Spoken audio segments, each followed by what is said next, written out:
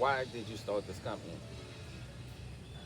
Well, I started this company to like honor my ancestors. I just never thought like it would get to be so big. I like literally thought that it would just be me in a dress, like having conversations, with kids in the community. I never thought that it would get like to this level.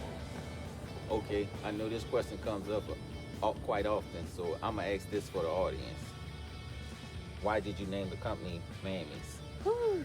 Because like everybody looked at the word mammy like as this negative word. They never looked at the person. They always went by like the stereotypes in the community. Like nobody ever thought about, well, is my grandma this person being depicted in this image or in this movie? Like we just kept passing the stereotype on to make Mammy and Uncle Tom look like bad people. And so I'm just doing my part and just like trying to change the narrative of Mammy. That's why I guess I just named it in honor of all my grandmothers who were called Mammy. Okay. Does it make you feel to like portray your grandfather? Like this isn't something you started out doing. Like you were the one who was always behind the scenes making everything happen. Like, you know, how do you like how do you feel like portraying like your grandfather? Like you definitely don't have to do this, right? Like you could take his story and tell it with like blue jeans and a t-shirt on. Like why do you, choose to wear the clothing that he would have worn or something similar to what he would have worn?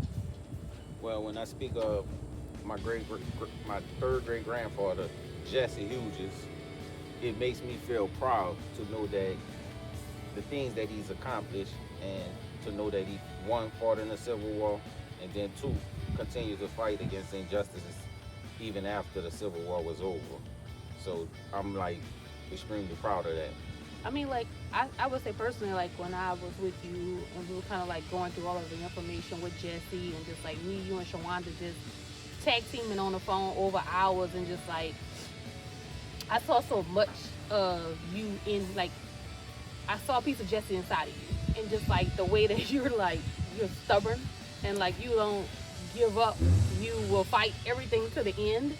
And I always used to tell you, like, man, that's awesome. Like, I don't have any color troops that I know of that fought for the Union. I don't have any evidence of that on my tree. Not to say that it doesn't exist, but you have two. We go to sleep talking about like, well, mostly I talk about it, and you like doze off on me talking about it. But when you discovered Jesse, and we read so much information about Jesse, like I saw Jesse in you, and like how he was just a fighter, and he was just like somebody who wouldn't give up. Um, and I see that you took like a lot of your strength from him, and many of them. And I used to always tell you like I don't have any like, you know, ancestors that I know of that fought in the Civil War, and you actually have two. Yes. On my grandfather's side, on Andrew Baker's side, we also have Benjamin Baker, who also was a Civil War veteran. And on my grandmother's side, Lolita Baker, Lolita Sylvester Baker, we also have Jesse Hughes. Benjamin comes from the Natchez, Mississippi area. It's well documented of the things that he accomplished in the area, and his descendants also portray him. So I wanted to pay honor to Jesse, whom I feel is a bit more forgotten, to carry that the things he's accomplished, to let everybody know about him.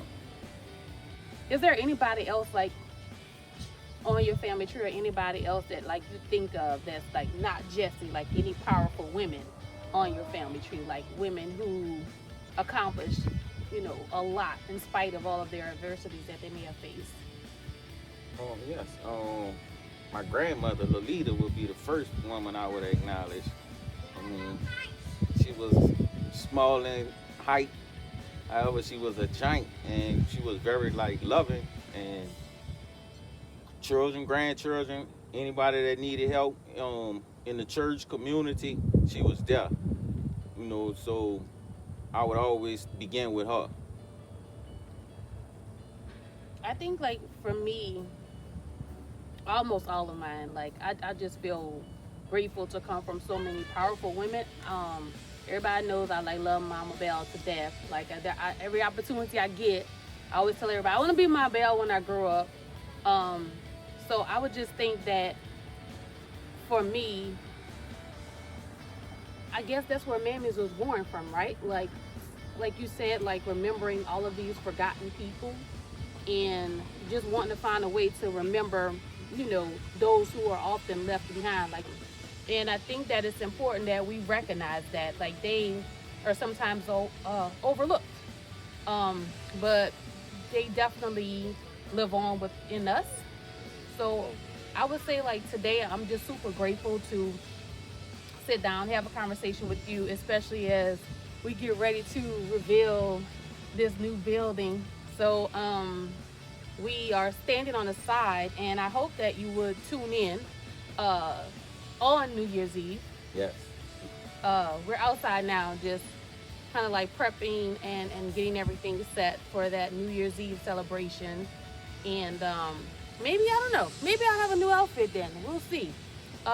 Maybe I'll do like a costume change. Maybe. But just wanted to give you guys like a sneak peek of like what our life is like behind the scenes.